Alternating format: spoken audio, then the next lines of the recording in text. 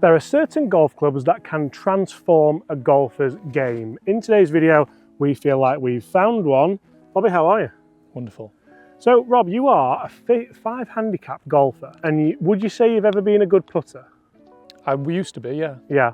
I feel like I used to be a really good putter. But we went through a bit of a spell, didn't we? I don't know what happened. No, so there are a couple of putters in Rob's hand here, which we're going to have a look at today, and one of them has, honestly, it's just giving you a new lease of life with the putting, hasn't it? And it's probably something I'd have never, ever picked up. No, so talk us through the story, Rob, of where we were and what's happened, because obviously there's a couple of different putters that you've had in the past and do use. So we've got Scotty Cameron Newport here, which again, like if you're a good putter, the Scotty Cameron Newport's gorgeous, isn't it? Beautiful. Then what on earth is that on the face of that tail? Is that the length we've been going to? Yes, that was the length I was going to. That's probably a good reason that that's on there, and I'd forgot, so that's a nice surprise. Yeah, wonderful. So we've really been working on Rob's putting over the last 20 years, and realistically, but we have, haven't we? Like, you used to have lessons off me probably 15 years ago on putting. Yeah, and that's when I was really good, because what was I using? Odyssey number 7. I had that number 7, yeah. But the stroke actually has, I mean, the stroke's not good. The stroke's been awful. Yeah. So I never used to be, but for some reason now I go. Yeah, and just kind of have a serious side across. So then we tried the Spider, because the Spider's a fantastic putter for anybody who's wanting to potentially get better at putting. I wanted something that wasn't a blade. I just wanted lots of MOI there, isn't there? So you can strike it more out the toe or the heel and still get the distance. Then we came across something which I'll put on screen now. It's just been a game changer for you, hasn't it? You were at 11, and while I should have been filming B-roll, I picked this putter up out the bag, and they had a nice little mat that had a straight line here, and then a line going all the way down to a hole, and I was hitting putts and the ball wasn't leaving the line. So hit us some with it today. Nice. Let's talk about what's kind of changed in your game with it, and how potentially you can see stuff moving forward. We've just done a what's in the bag video, and you hit some really nice putts with it as well. So it's early days with this putter, isn't it? Early days. I'm still trying to get used to the pace. It's great on the carpet at home, but I'm sure it's different on a green. But already the stroke feels... Oh, stop it, Robert. It feels a lot better. So the idea behind this is it's very, very similar to the Bryson DeChambeau method of putting, isn't it? So it's an arm lock putter. It's called the AL1, I believe. Some of the guys at Golf Punk, actually, which is the website's below if anyone wants to see it. But I can't believe just how, looking at you there, the stroke is so much better. And it's not the ones you're holding that I think are the most important or even the most kind of amazing ones. It's the ones where you never look like 3-putting. Yeah, and that's how I used to putt. Like I used to joke, and I know there's a similar story about, was it Jack Nicklaus who said, I've never 3-putted? Yeah. And I obviously had, but I honestly couldn't remember, times where I had 3-putt because I didn't do it.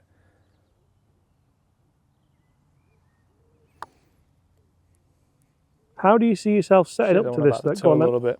How do you set up differently to this? Yeah, I set up a little bit taller, which is nice, because I found that before, when I've been putting, like, your back aches. If you practice putting for a while, your back aches.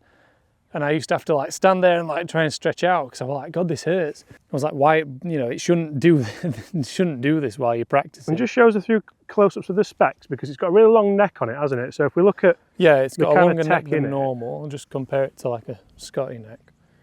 So it's got a much longer neck than normal. So I like that. I'll be honest, the thing that stands out for me the most is how upright and tall I can feel. I think the idea is the loft as well, isn't it? Because if you look at how you stand to this, obviously we have that Jumbo Max grip on sideways. Yep. So then from there, you almost have to lean that forwards. Yep.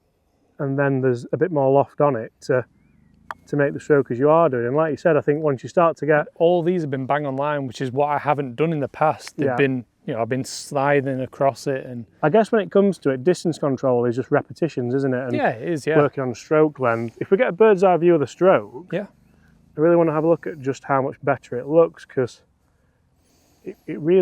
Chris called it Zorro, didn't he? Yes, he's called it much worse as well.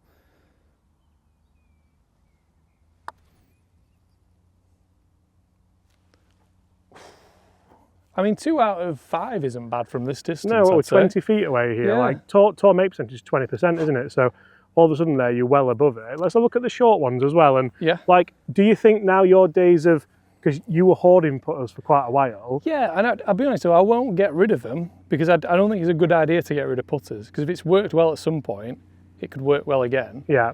But I don't think there's anything wrong with having different options. I almost think with a putter, like you can threaten a putter, you're going out the bag and they start to perform, but you have to have something to threaten it against. Just as a reference, this is 40 inches. 40 inches, and you can see it's got like KBS Tour shaft in there as well at 120. Yeah. And I think love the weight. Yeah, well, the grip's the really interesting thing, because the grip's the one where it's like, oh, actually, that's because ideally grip that grip normally, like how it should be. But it would be the other way, wouldn't it? The front would. Oh, yeah. So it's actually on sideways. Look at where the face is there now. It's pointing at us, but it actually just allows you to lock it on that forearm a bit. Really, it should be cheating. If you think about it logically, are you anchoring there, would you say, or not? Well, that's what I was concerned about. I was like, I don't want to cheat, but if Bryson does it, then it really works, doesn't it? Yeah. Let's try them short ones and just see. Do you feel like you're cheating? No, it's because pros do it. It's a loophole, isn't it? Yeah, but if pros do it, like you say, it's not cheating. It's taking advantage of the rules. Knowing the rules, isn't it? Yeah, they're there to help you. And if this isn't cheating, then that's fair enough. What kind of distance was your worst distance, would you say? Where did you really struggle from? I never feel like I've struggled with short puts, really. It was always kind of the longer ones, which the Versa was always quite a light putter.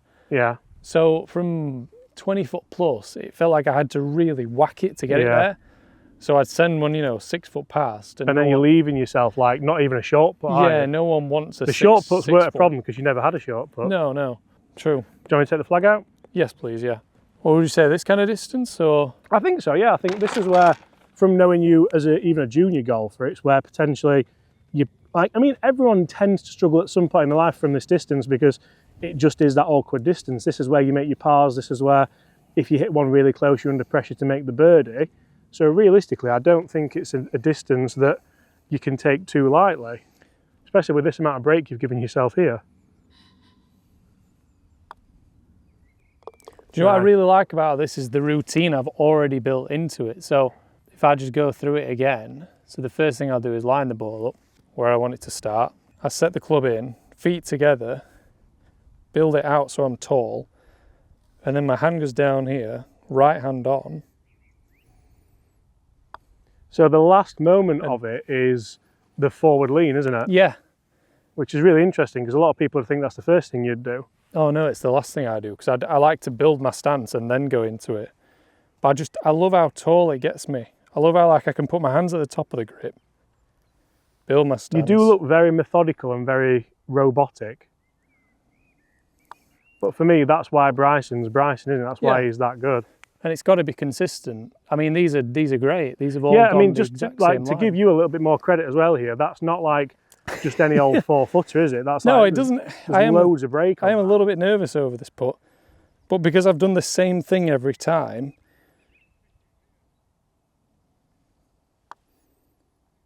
they just feel. I don't know. I feel a lot more confident with it now. It has really changed how I'll putt now because I was really worried. And I was videoing myself in my living room and I was like, how has it got this bad? Yeah, you sent me a couple of them, mate. They weren't very nice. No, they weren't. Even the roll on the ball, though, was like absolutely phenomenal.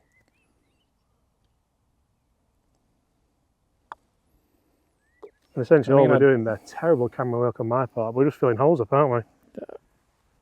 And they all went in kind of dead centre as well. Yeah. Which I'm really happy with.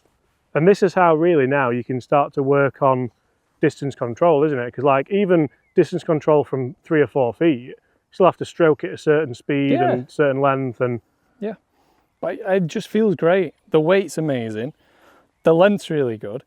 And I'm happy to, I'm excited to actually use it and putt with it. And, when, summer comes and the greens are amazing, it'll be fun to putt with it. Yeah. It's just nice holding putts.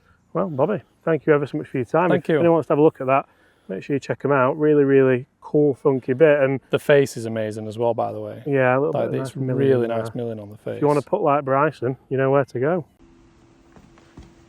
What are you wearing? Adidas. They call me 3 Stripe Bob. Please sponsor me.